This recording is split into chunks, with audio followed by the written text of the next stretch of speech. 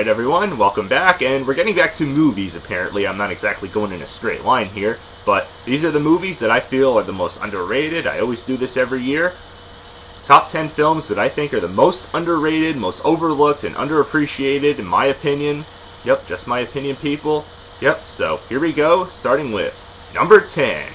Murder on the Orient Express. Alright, well, I know we're all tired of remakes, but this one actually wasn't really that bad. It had nice style and everything.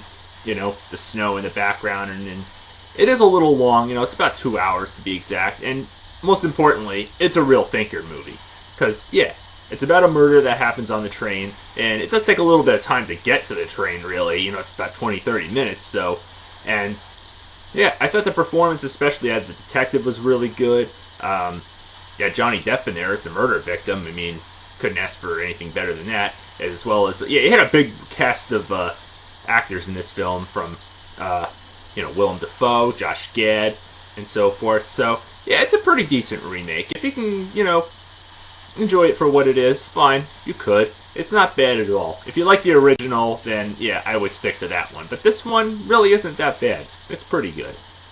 Number 9. It Comes at Night. Okay, well, this obviously came out the same weekend as both that crappy Mummy reboot, you know, the one starring Tom Cruise, and Wonder Woman.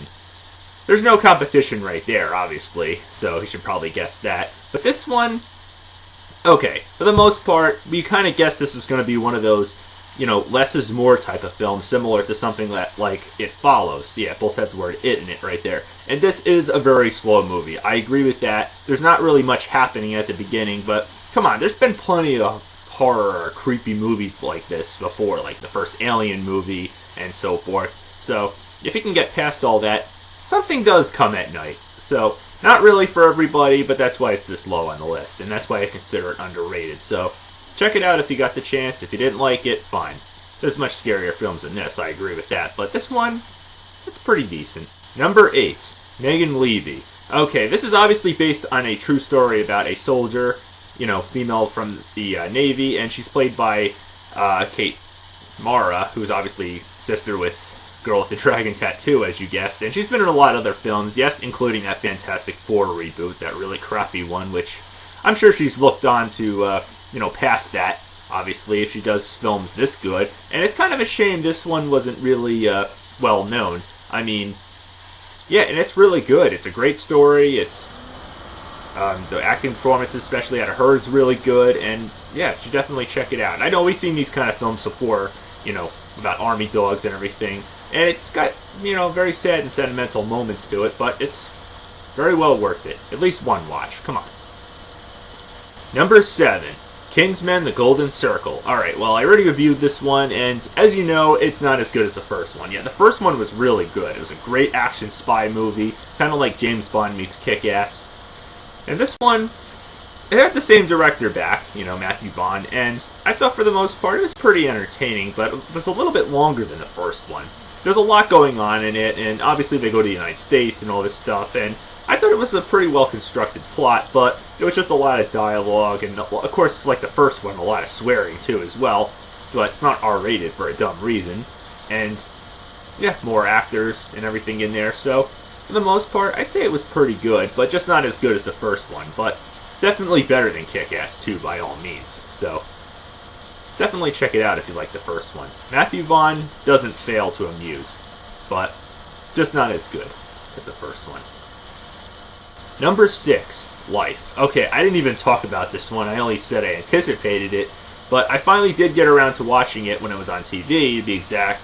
I didn't see this in theaters, and I thought it was going to be like an Alien copycat, which it sort of was in a way, but then it sort of does come up with ideas of its own. I mean, you got Jake Gyllenhaal in there, and a bunch of other big-name actors in there as well, and yeah, it's got some slow parts, but then when it gets to the good stuff, which is suspenseful and everything, it can actually be a little surprising, so I'm not going to give too much away, but definitely check it out if you know what I mean right there.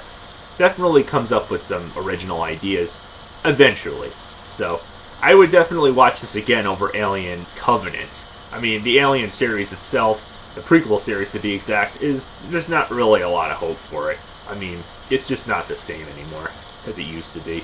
But this one, I'd definitely check it out over that one. Number 5, Despicable Me 3. Okay, well, we all know the series. I anticipated a third one, and I know I should have reviewed it, but I know, this series is kind of getting old. And this one actually wasn't really too bad. It continues from the second one where it left off. Pretty good. I mean, Gru and Lucy are together. The animation is just as gorgeous as ever. And, well, it takes some new steps. You find out he has a brother. And it definitely has some terrific hijinks, some great slapstick humor.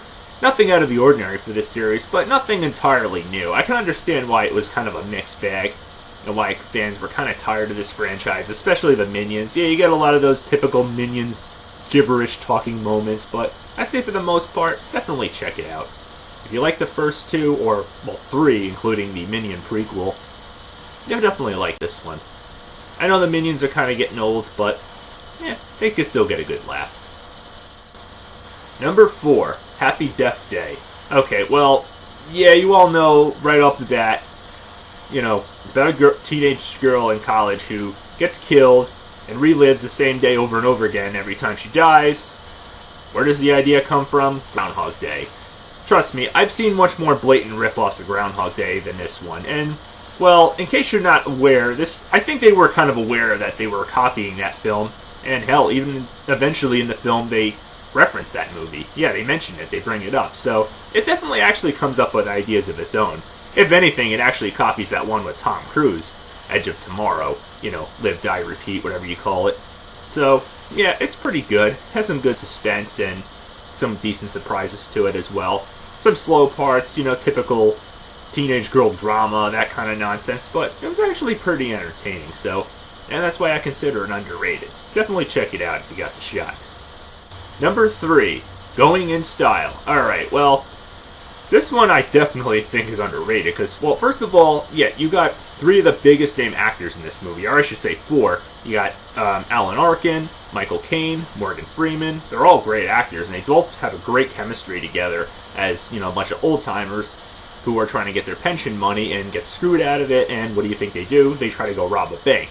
Not to mention, Christopher Lloyd. Great Scott, the Doc Brown is in this, so that right there alone makes it well worth watching. It's great entertainment, great humor, but yeah, we kind of seen this plot before, and hell, even got a cameo out of Kenan Thompson himself, so yeah.